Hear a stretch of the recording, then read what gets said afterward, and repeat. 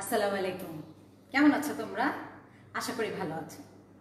আমি আজকে তোমাদের মাঝে নবম দশম শ্রেণীর বাংলাদেশ ও বিশ্ব পরিচয়ের 13 নম্বর অধ্যায়ের একটি পাঠ উপস্থাপন করব। আমরা আসি একটি ছবি দেখি না? দেখি কি ছবি দেখতে পাই। লেখা দেখছি বাংলাদেশ ব্যাংক, সাথে একটা বড় অফিসের ছবি দেখছি না? বাংলাদেশ ব্যাংক বললে কিন্তু তোমরা সবাই জানো, বোঝো যে বাংলাদেশ ব্যাংক একটি ব্যাংকের নাম না, বাংলাদেশে আছে। এটার যে হেড অফিসটা সেটি ঢাকার মতিঝিলের শাপলা চত্বরের সামনে অবস্থিত, এটা অনেকেই জানো। বাংলাদেশ ব্যাংক বললে কিন্তু তোমরা অনেকেই জানো, কিন্তু আজকে আমার পাঠের বিষয়বস্তু এটির সাথেই সম্পর্কিত। কিন্তু দেখো সেটি কি শব্দ বলছে, কেন্দ্রীয় ব্যাংক কার্যাবলী। কেন্দ্রীয় ব্যাংকের কার্যাবলী আমরা পূর্ব পাঠে শিখেছিলাম। ব্যাংক কি, ব্যাংকের শ্রেণী বিভাগ দেখেছিলাম। আমরা এখন বলতে পারি না যে ব্যাংক কত প্রকার। সেই প্রকার ভেতরে ছিল কেন্দ্রীয় ব্যাংক, বাণিজ্যিক ব্যাংক, আর ছিল বিশেষ আর্থিক প্রতিষ্ঠান। আজকে আমরা এই যে কেন্দ্রীয় ব্যাংক, এই কেন্দ্রীয় ব্যাংকের কার্যাবলী সম্পর্কে আলোচনা করব। আমরা দেখছি কেন্দ্রীয় ব্যাংকের কার্যাবলী আজকে আমাদের পাঠের বিষয়বস্তু। তোমরা তোমাদের খাতায় লিখে নেবে পাঠের বিষয়বস্তুটি। আসি আমরা মূল পাঠে। আজকে আমরা এই যে কেন্দ্রীয় ব্যাংকের কার্যাবলী আলোচনা করব, তার সাথে আমরা কতগুলো বিষয় সম্পর্কিত আলোচনা থাকবে আমাদের। যেমন কেন্দ্রীয় ব্যাংক কি তোমরা বলতে পারবে সেটি, যদিও আমি বিগত পাঠে তোমাদেরকে বলেছি কেন্দ্রীয় ব্যাংকটি কি। তারপরে আজকে এখানে ছোটখাটো কিছু তথ্য দেব কেন্দ্রীয় ব্যাংক কি সেই সম্পর্কে। তোমরা আরো বলতে পারবে কেন্দ্রীয় ব্যাংকের কার্যাবলীটা তোমরা এখান থেকে আজকের পাঠ থেকে ব্যাখ্যা করতে পারবে। তোমরা আজকের এই পাঠ থেকে দারিদ্র্য বিমোচন ও স্বকর্মসংস্থানে বিভিন্ন ব্যাংকের যে ভূমিকা আছে সেটা বর্ণনা করতে পারবে। আমরা আসি কেন্দ্রীয় ব্যাংক। এটি আমি দেখাচ্ছি একটি ছবি কেন্দ্রীয় ব্যাংকের। এটিকে আমরা আসলে কোন ব্যাংক হিসাবে বলি? বাংলাদেশের যে কেন্দ্রীয় ব্যাংক আছে এটিকে বাংলাদেশ ব্যাংক বলা হয়। আমাদের দেশে একটি কেন্দ্রীয় ব্যাংক, তাকে আমরা বাংলাদেশ ব্যাংক বলি। তাহলে তোমাকে যদি কেউ প্রশ্ন করে যে বাংলাদেশ ব্যাংক কি ধরনের ব্যাংক, তুমি বলবে কেন্দ্রীয় ব্যাংক। আর যদি কেউ জিজ্ঞেস করে বাংলাদেশের কেন্দ্রীয় ব্যাংকের নাম কি, তাহলে বলবে বাংলাদেশ ব্যাংক। আমরা কেন্দ্রীয় ব্যাংক সম্পর্কে আরো কিছু তথ্য দিব। সেটা বলা হচ্ছে এটি দেশের সর্বোচ্চ আর্থিক প্রতিষ্ঠান। এটি দেশের সর্বোচ্চ আর্থিক প্রতিষ্ঠান, মানে অর্থনৈতিক লেনদেন করে যেসব প্রতিষ্ঠানগুলো তার মধ্যে এটি সর্বোচ্চ আর্থিক প্রতিষ্ঠান। আর দেশের সার্বিক ব্যাংক ব্যবস্থাকে নিয়ন্ত্রণ করে এই বাংলাদেশ ব্যাংক। যেহেতু এটি কেন্দ্রীয় ব্যাংক, যেহেতু এটি একটা দেশের কেন্দ্রের সকল ব্যাংক যে ছড়িয়ে ছিটিয়ে আছে তাদেরকে নিয়ন্ত্রণ করবে। কারণ মনে করো আমি ইচ্ছা করলেই কি ব্যাংক একজন ব্যক্তিগতভাবে খুলে ফেলতে পারবো কিনা, সেটা নিয়ন্ত্রণ করে দিবে কেন্দ্রীয় ব্যাংক। একটা বাণিজ্যিক ব্যাংক ইচ্ছা করলে কি কয়েকশো কোটি টাকা একজনকে ঋণ দিতে পারবে কিনা, সেই কাজটাও কিন্তু নিয়ন্ত্রণ করবে কেন্দ্রীয় ব্যাংক। তার মানে আমরা দেখতে পাচ্ছি এটা আসলে সরকারেরই কাজ করছে না। মানে তার দেশের যে সরকারি বেসরকারি বাণিজ্যিক ব্যাংক সমূহ আছে, বিশেষ আর্থিক প্রতিষ্ঠান সমূহ আছে, এগুলোর যে অর্থনৈতিক লেনদেন হচ্ছে এগুলোকে এই কেন্দ্রীয় ব্যাংক মনিটরিং করে। তাহলে তোমরা কেন্দ্রীয় ব্যাংক সম্পর্কে যদি তথ্য দিতে বলতে পারে, তাহলে তোমরা প্রথম কথাটি বলবে এটি বাংলাদেশের সর্বোচ্চ আর্থিক প্রতিষ্ঠান, এবং সাথে আরো বলবে যে এটি বাংলাদেশে অবস্থিত অন্যান্য ব্যাংককে নিয়ন্ত্রণ করে। আমরা আসি, বলা হচ্ছে কেন্দ্রীয় ব্যাংক দু ধরনের কাজগুলো তো সে করে। একটি বলছে যে সে কাগজি মুদ্রার প্রচলন করে। এই যে তোমরা 10 টাকার নোট, 100 টাকার নোট, 500 টাকার নোট দেখো, এই নোটগুলো ছাপানো থেকে শুরু করে একে অনুমোদন দেওয়া থেকে শুরু করে এ কি পরিমাণ ছাপানো হবে, এই সমস্ত কাজ কিন্তু কেন্দ্রীয় ব্যাংকের। তাহলে আমরা দেখছি যে কেন্দ্রীয় ব্যাংক কাগজি মুদ্রার প্রচলন করে। এটা কেন্দ্রীয় ব্যাংকের একটা সবচেয়ে বড় কাজ। আরেকটি কাজ হলো কেন্দ্রীয় ব্যাংক মুদ্রা ব্যবস্থাকে স্থিতিশীল রাখে। আমরা জানি যে আমাদের দেশে মুদ্রা নাম টাকা। এই মুদ্রার এই টাকার অঙ্কটাকে স্থিতিশীল রাখতে চেষ্টা করে। অনেকভাবে সেটি হতে পারে। যেমন ধরো দেশে কত পরিমাণ টাকা সে ছাপবে সেটি নির্ধারণ করতে পারে। বিদেশি ডলার ইউএস ডলারের সাথে বাংলাদেশি টাকার লেনদেনে কত টাকা দিলে 1 ইউএস ডলার পাওয়া যাবে সেটি নির্ধারণ করতে পারে। তাহলে আমরা দেখছি এই কেন্দ্রীয় ব্যাংকের কাজের দুটো সবচেয়ে প্রধান জায়গা, একটি সে কাগজি মুদ্রার প্রচলন করছে, আরেকটি সে মুদ্রা ব্যবস্থাকে স্থিতিশীল রাখছে। তাহলে আমরা আসি, কেন্দ্রীয় ব্যাংক মূলত সরকারের ব্যাংক। আমি তোমাকে আগেই বলেছি তোমাদেরকে যে এই যে বাংলাদেশের আর্থিক যেই সম্পর্কিত প্রতিষ্ঠানগুলো আছে এগুলোকে নিয়ন্ত্রণ করে কেন্দ্রীয় ব্যাংক। তাহলে নিয়ন্ত্রণ করছে কেন্দ্রীয় ব্যাংক কি ক্ষমতা বলে? এটি সরকারের একটি প্রতিষ্ঠান এবং এটি সরকারের মুখপাত্র। কারণ সরকারকে জানতে হবে তার দেশের আর্থিক প্রতিষ্ঠানগুলো কি অবস্থায় আছে, আর এই অবস্থার মনিটরিংটা করবে এই কেন্দ্রীয় ব্যাংক। তাহলে আমরা দেখছি যে কেন্দ্রীয় ব্যাংক মূলত সরকারের ব্যাংক, কারণ সরকারের পাওনা আদায় করে সে এবং সরকারের দেনা পরিশোধ করে। তাহলে সরকারের দুটো কাজ কিন্তু আছে। সরকার কিন্তু বিভিন্ন মাধ্যম থেকে ঋণ নেয়, সেই ঋণটা পরিশোধ করে এই কেন্দ্রীয় ব্যাংক, এবং সরকার কিন্তু বিভিন্ন জায়গা থেকে টাকা পায়, তার কিছু আয় আছে। এটা তোমরা এই অধ্যায়ের পূর্ব পাঠে জেনেছ। এই আয় থেকে আয়টা যে আছে সেটাও কিন্তু কালেক্ট করে বা সংগ্রহ করে এই বাংলাদেশ ব্যাংক। তাহলে আমরা দেখছি একটি সরকারের আয় এবং ব্যয় দুটো জায়গায় এই কেন্দ্রীয় ব্যাংকের কাছে। এই জন্যই এই কেন্দ্রীয় ব্যাংকে সরকারের ব্যাংক বলা হয়।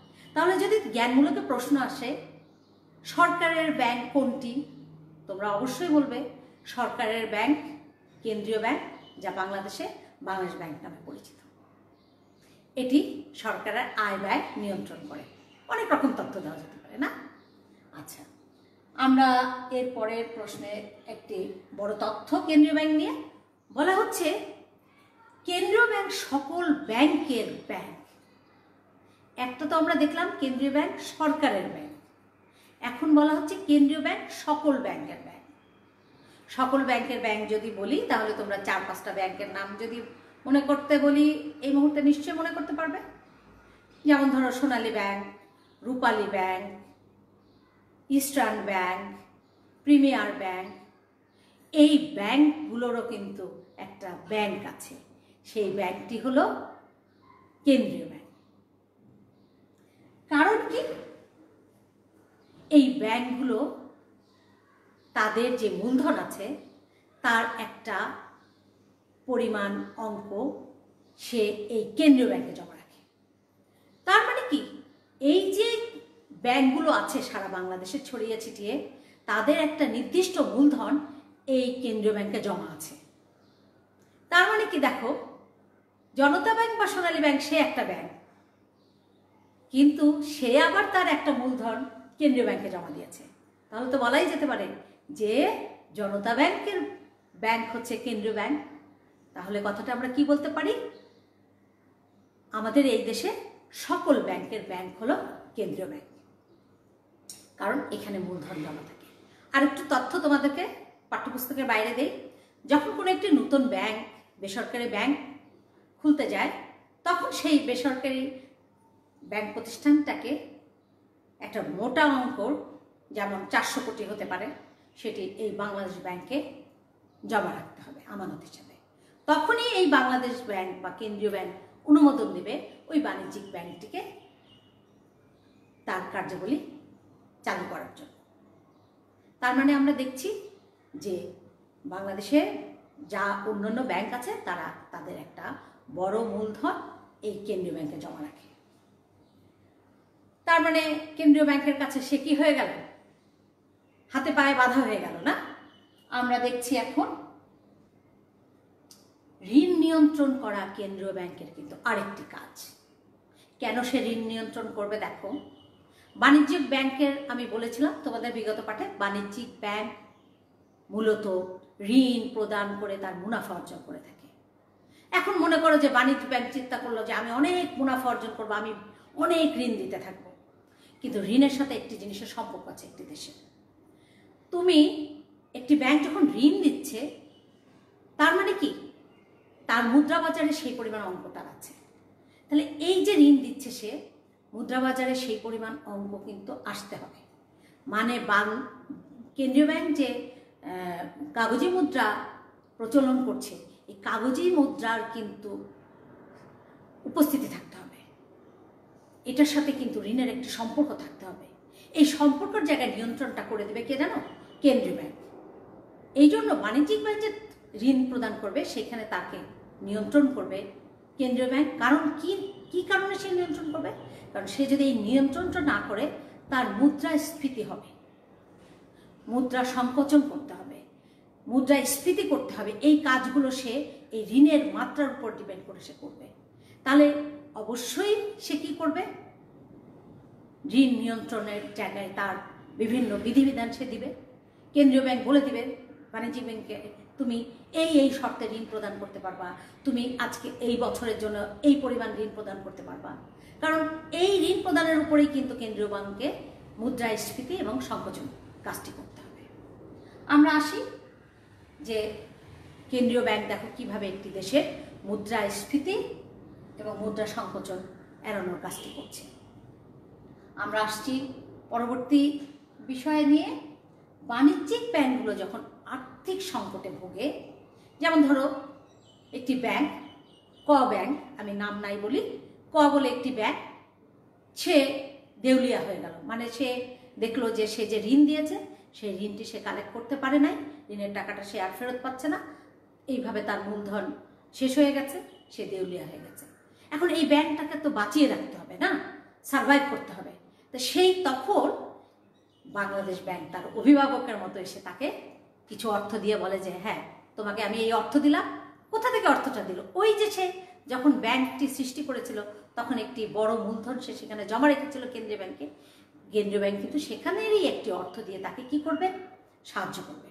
এছাড়াও কেন্দ্রীয় ব্যাংকের কাছে কিন্তু সকল অন্যান্য ব্যাংকেরও কিন্তু মূলধন জমা আছে। ইচ্ছা করলে ওখান থেকেও কিন্তু কেন্দ্রীয় ব্যাংক বাণিজ্যিক ব্যাংকে দিয়ে তাকে কি করতে পারে? আর্থিক সহায়তা দান করতে পারে। তাহলে যখন বাণিজ্যিক ব্যাংক সংকটে পড়বে, আর্থিক সংকটে পড়বে, তাহলে তখন তাকে উদ্ধার করবে কে? কেন্দ্রীয় ব্যাংক। শিক্ষার্থীরা দেখো, এগুলো কিন্তু এক একটা সাইকেলের মতো। এই যে আর্থিক বিষয়বস্তুগুলো, এই ব্যাংকিং সিস্টেমটা একটি কিন্তু মানে এই কেন্দ্রীয় ব্যাংক কিন্তু প্রত্যেকটা ব্যাংককে তার একটা সাইকেলের মধ্যে নিয়ে এসছে। মানে কেন্দ্রীয় ব্যাংক তার অভিভাবকের মতো কাজ করছে, তার ব্যাংকের মতো কাজ করছে। তার টাকা লাগবে, টাকা দিচ্ছে, তার থেকে আবার টাকা জমা রাখছে। তাহলে আমরা দেখতে পাচ্ছি যখন বাণিজ্যিক ব্যাংক আর্থিক সংকটের সম্মুখীন হবে তখন সে কেন্দ্রীয় ব্যাংকে শরণাপন্ন হবে। তাই এই কারণেই কেন্দ্রীয় ব্যাংকে কিন্তু আরেকটি সম্ভাষণ দেওয়া হয়েছে, সেটি বলা হচ্ছে সর্বশেষ ঋণদাতা। কেন্দ্রীয় ব্যাংকে তাহলে কি বলা হচ্ছে? সর্বশেষ ঋণদাতা। কেন বলা হচ্ছে সর্বশেষ ঋণদাতা? কারণ দেখা যাচ্ছে যে একটি বাণিজ্যিক ব্যাংক তার ঋণের প্রয়োজন, কোথা থেকে সেই ঋণটি পাবে? সেই এই কেন্দ্রীয় ব্যাংক থেকে কিন্তু ঋণটি আদায় করবে।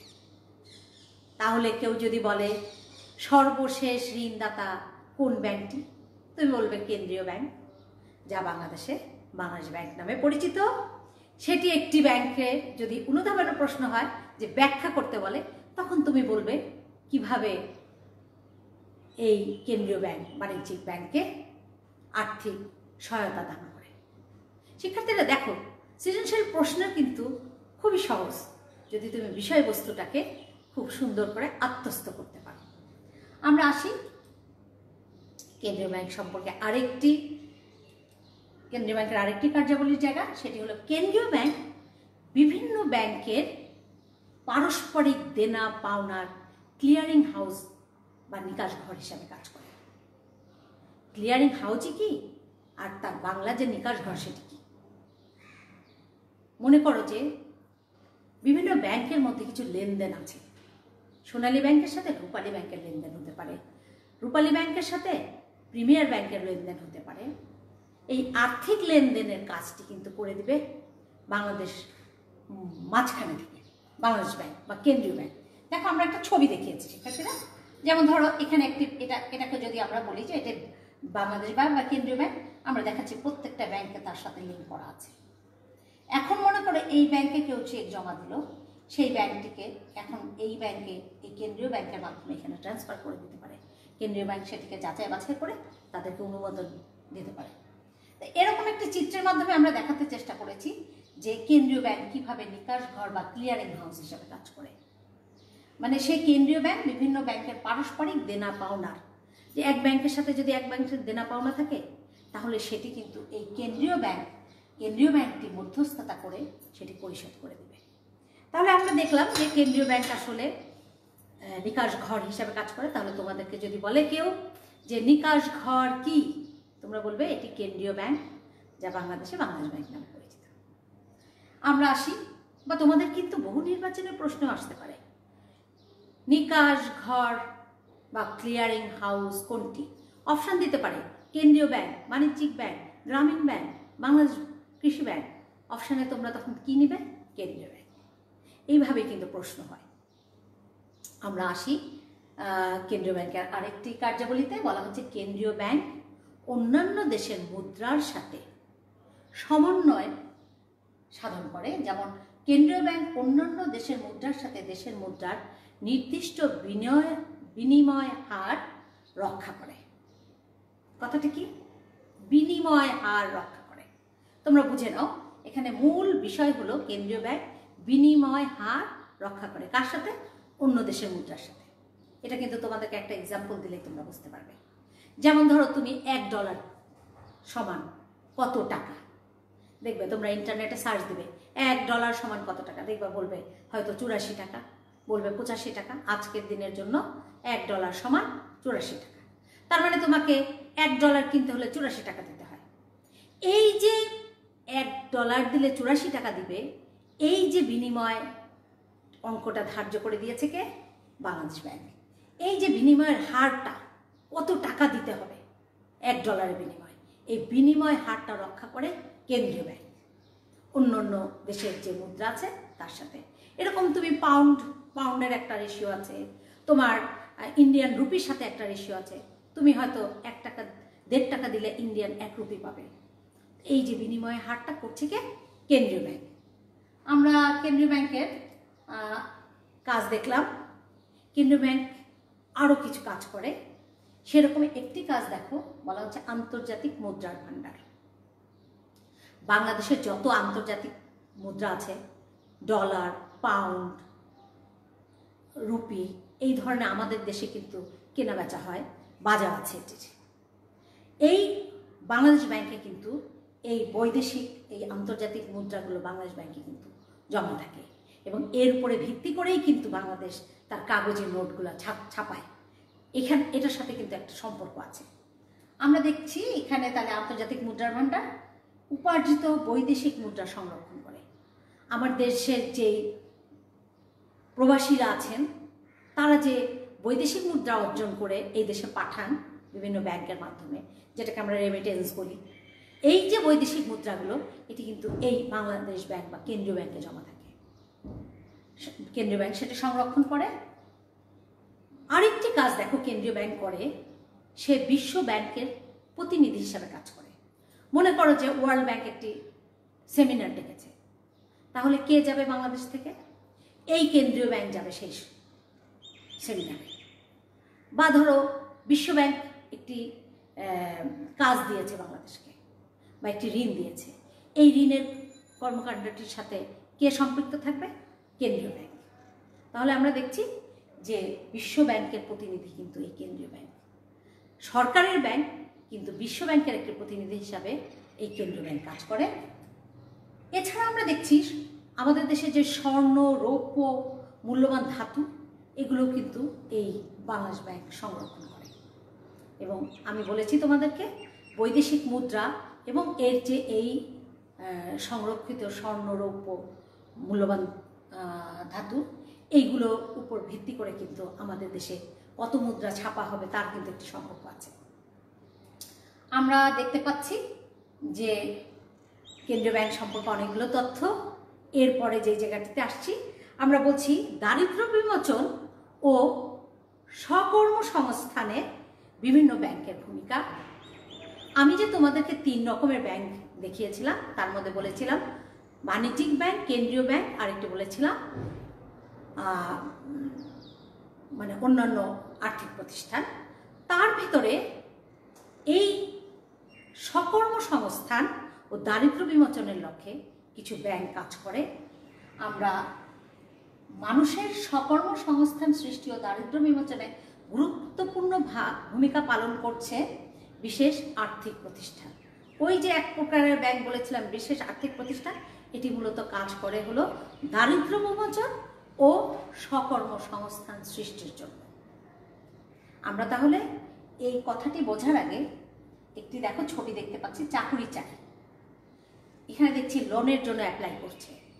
বিষয়বস্তুগুলো এরকম, একটি মানুষ যখন নিজের আয় ক্ষেত্র নিজেই তৈরি করে, মানে শুধু চাকরির জন্য অপেক্ষা করে না, সে এমন একটি সংস্থা বা প্রতিষ্ঠান তৈরি করে যার মাধ্যমে সে নিজে আয় করে এবং ওখানে সে আরও মানুষকে কাজ দিতে পারে। তার মানে কি, সে নিজে তার আয় এবং আরও কিছু মানুষের কর্মসংস্থানের ব্যবস্থা করেছে। এই ধরনের স্বকর্মসংস্থান এগুলো কিন্তু খুব প্রয়োজন। কারণ বাংলাদেশে প্রতিদিন দেখো তোমরা, প্রতিদিন বাংলাদেশের ইয়েতে না, এটি আমরা একটু তথ্যটা পরে আসছি। আমরা বলতে চাচ্ছি বাংলাদেশে প্রতি বছর দেখো 20 থেকে 25 লক্ষ কর্মক্ষম মানুষ তৈরি হয়। কত মানুষ? 20 থেকে 25 লক্ষ মানুষ প্রতি বছর কর্মক্ষম হচ্ছে। তাহলে তোমরা 12 মাস দিয়ে যদি ভাগ দাও, দেখো প্রত্যেক মাসে কত লোকের কাজের সংস্থান সৃষ্টি করতে হবে। এটা কি সরকারের একা পক্ষে সম্ভব? না। শিক্ষার্থীরা, আমি ভাবি তোমরা যখন পড়ালেখা শেষ করবে, তোমরা এই রকম স্বকর্মসংস্থানের সৃষ্টি করবে, যেটাকে ইংলিশে বলা হয় এন্টারপ্রেনার। হ্যাঁ, তোমরা এন্টারপ্রেনার হিসাবে কাজ করবে, মানে তোমরা উদ্যোক্তা হবে। ব্যবসা শিক্ষা যারা পড়ছো, তোমরা মাথায় রাখবে চাকরি নয়, তুমি একটা প্রতিষ্ঠান সৃষ্টি করবে যেখানে তোমার তো আয়ের ব্যবস্থা হবে, সাথে অনেক লোকের আয়ের ব্যবস্থা হবে। তাহলে আমরা দেখতে পাচ্ছি যে এই 20 থেকে 25 লক্ষ লোকের কর্মসংস্থান করতে হলে তাদের কিন্তু অর্থের প্রয়োজন। তাহলে এই অর্থটার যোগান দিবে কে? এক্স্যাক্টলি এই অর্থের যোগান দিবে এই বিশেষ আর্থিক প্রতিষ্ঠানগুলো। আমরা দেখি বাংলাদেশ কৃষি ব্যাংক। এই ব্যাংকটি কৃষকদেরকে নানাভাবে সাহায্য করে। এর দেখো তুমি, একটি কৃষক এই যে একটা সে যান্ত্রিক ট্রাক্টর, যেটা আমরা বলি যান্ত্রিক কোদাল, এটি সে কিনেছে। তার কাছে কি এত অর্থ আছে? এই বাংলাদেশ কৃষি ব্যাংক তাকে একটা লোন দিয়েছে। হ্যাঁ, সেই লোন দিয়ে সে এটা কিনেছে, পরে সে উৎপাদিত দ্রব্য বিক্রি করে সেটা পরিশোধ করে দিয়েছে। আমরা দেখতে পাচ্ছি যে কৃষির উৎপাদন বৃদ্ধির জন্য হালের বলদ, ট্রাক্টর এসব কেনার জন্য, সার সেচ এসব কেনার জন্য এই বাংলাদেশ কৃষি ব্যাংক লোন দিয়ে থাকে। আমরা আরও দেখতে পাচ্ছি, একটি ছবি দেখলাম না, যে একটা মহিলা মুরগি টুরগি নিয়ে বসে আছে। এই কৃষি ব্যাংক কিন্তু এদেরকে মুরগি, মৎস্য এগুলো চাষের জন্য কিন্তু, উৎপাদনের জন্য কিন্তু লোন দিয়ে থাকে।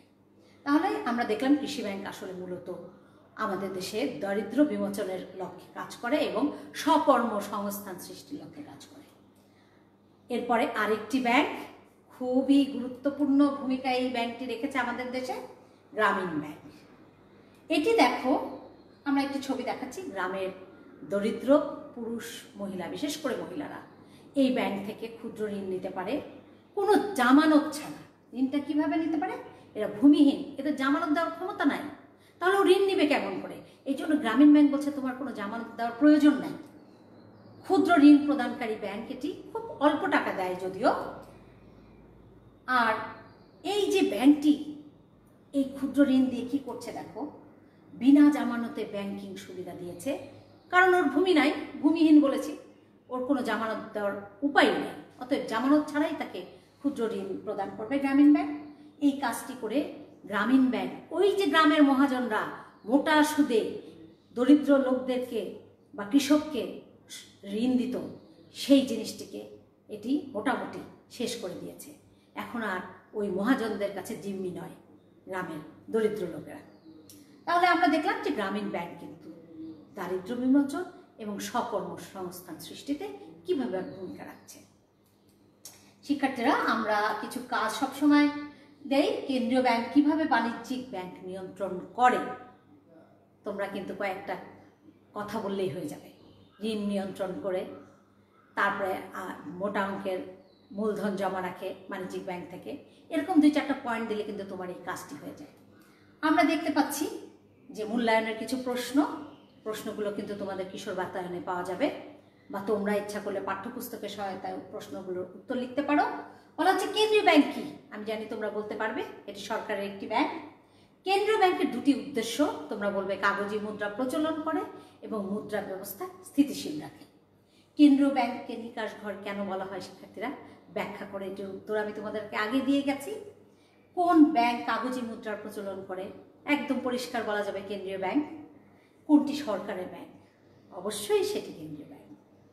আমরা একটি বাড়ির কাজ সবসময় রেখে যাই, সেটি বলা আছে কেন্দ্রীয় ব্যাংক বাংলাদেশে কিভাবে অন্যান্য ব্যাংকে হস্তক্ষেপ করে তা বিশ্লেষণ করো। ওই যে 2-4টি শব্দ যদি তোমরা ব্যবহার করতে পারো, নিকাশ ঘর হিসাবে কাজ করে, ঋণ নিয়ন্ত্রক হিসাবে কাজ করে অন্যান্য ব্যাংকে, সরকারের ব্যাংক, চলে আসবে প্রশ্নের উত্তর। সৃজনশীল প্রশ্ন উত্তর করা কিন্তু এত চ্যালেঞ্জ নয়। শিক্ষার্থীরা, একটি তোমাদের জন্য একটি মানবিকতার জায়গায় কিছু কথা আমি সবসময় বলে যাই। সততা, তোমার মধ্যে সততা আনতে হবে, সৎ হতে হবে। তুমি যে দুর্বল এবং যে সবল উভয়ের সাথে সমান ব্যবহার করবে। তোমার মধ্যে সততা যদি উন্নতি ঘটে, তুমি ভালো মানুষ হিসাবে সমাজে পরিচিত পাবে। আজকের মতো সকলকে ধন্যবাদ। আবার পরে তোমাদের সাথে দেখা হবে। আল্লাহ হাফিজ।